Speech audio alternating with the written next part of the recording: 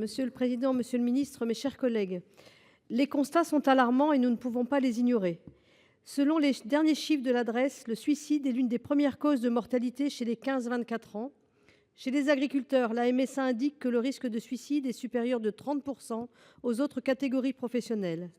21 % des internes en médecine ont eu des idées suicidaires sur les 12 derniers mois et 13 % d'entre eux consomment des antidépresseurs, d'après l'intersyndicale des internes. Que dire des élus ?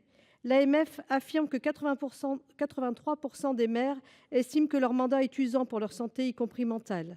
Soignants, aidants, professeurs, forces de l'ordre, la liste est longue. Si certaines professions et catégories de la population sont plus exposées que d'autres, la santé mentale concerne chacun d'entre nous. C'est précisément pour cela qu'elle est la grande cause nationale de cette année. Cela implique des moyens à la hauteur de l'ambition. On le sait, en matière de santé, y compris mentale, le plus efficace est toujours d'intervenir le plus tôt possible. Cela nécessite une présence de proximité de professionnels, des professionnels capables de repérer, d'écouter et d'orienter.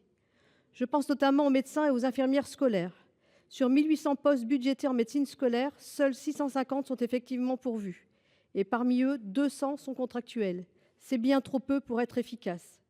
Monsieur le ministre, quelles mesures concrètes allez-vous engager afin de renforcer l'attractivité de la médecine scolaire ? Je vous remercie.